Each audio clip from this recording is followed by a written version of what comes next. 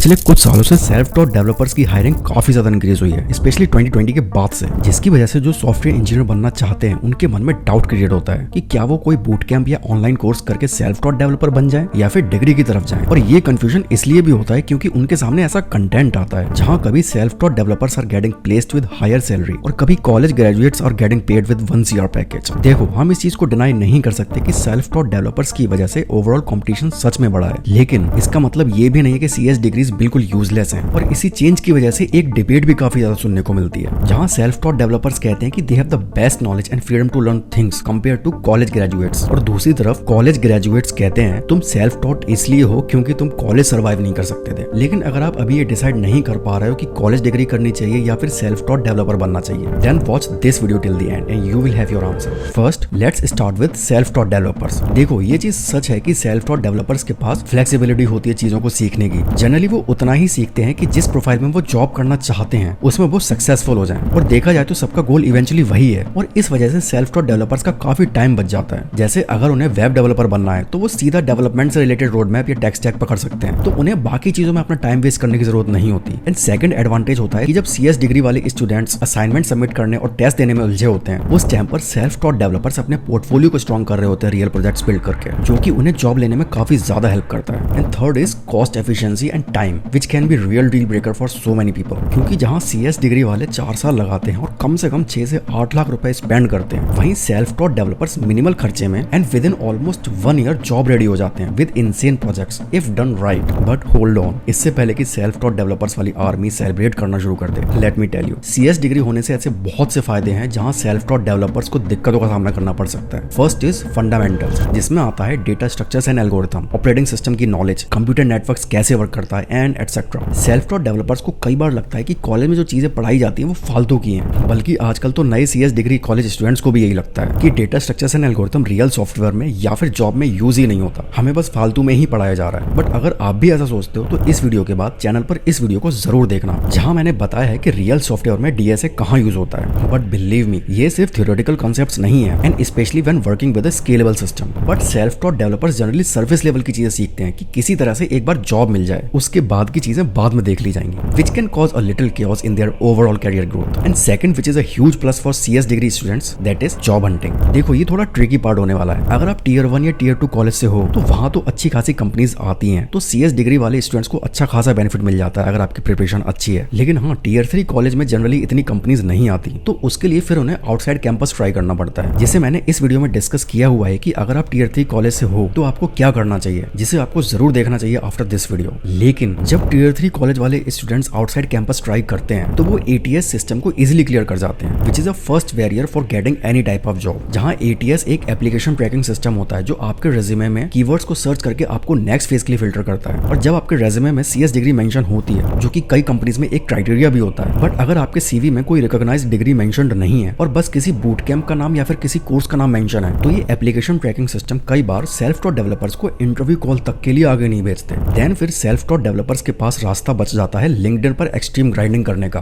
क्योंकि जहां आपका पोर्टफोलियो ही आपकी डिग्री होती है, और अगर आपके प्रोजेक्ट्स ने कंपनीज को इंप्रेस नहीं किया तो फिर सेल्फ टॉट डेवलपर बनने का रास्ता बहुत मुश्किल हो जाता है। लेकिन वहीं दूसरी तरफ CS डिग्री वाले स्टूडेंट्स को फायदा मिल जाता है उनकी नेटवर्किंग से, क्योंकि उनके पास एक अच्छा सपोर्ट हो सकता है उनके सीनियर्स एंड प्रोफेसर्स का, जो ऑलरेडी इस फील्ड में वर्क कर रहे होते हैं, and they can recommend their juniors in their companies. अच्छा, कई लोग सोचते होंगे कि यार मेरे सीनियर्स मुझे रिकमेंड क्यों करेंगे? वेल, द आंसर इज लालच। आई मीन हेल्प भी हो सकती है। देखो, एक सीक्रेट बताता हूँ, जो सीनियर आपको रिकमेंड करते हैं अपनी कंपनी में और आप सिलेक्ट हो जाते हो, तो वो कंपनी आपके सीनियर को बोनस देती है, जो कि ज्यादातर 70 to 100% हो सकता है आपके सीनियर की 1 मंथ की सैलरी का। और सबसे बड़ा एडवांटेज जो CS डिग्री वाले स्टूडेंट के पास होता है, that is credibility. Believe it और नॉट, मोस्टली कंपनीज अपने जॉब डिस्क्रिप्शन में स्पेसिफिक डिग्री की रिक्वायरमेंट लिखती ही है, जैसा कि मैंने बताया, and degree from a recognised university still carries the weight. Now अब आप लोग सोच रहे हो कि सिंटेक्स ब्रो, आपने दोनों के प्रोज एंड कॉन्स तो बता दिए, पर ये बताओ कि हम क्या करें और कंपनीज क्या प्रेफर करती हैं। लेकिन सबसे पहले आप कमेंट करके बताओ कि आपके हिसाब से सेल्फ टॉट डेवलपर बनने का रास्ता डिफिकल्ट है या फिर CS डिग्री वाले स्टूडेंट का, और क्यों? खैर, पहले बात करते हैं कि कंपनीज क्या प्रेफर करती हैं। Well, the thing is, companies को एक ही चीज से फर्क पड़ता है कि आपके पास कितनी नॉलेज है और आपकी प्रॉब्लम सॉल्विंग एबिलिटी कैसी है और कैसे आप उस कंपनी के काम आ सकते हो। That's it. एक चीज बोलकर 4 गिना रहा है।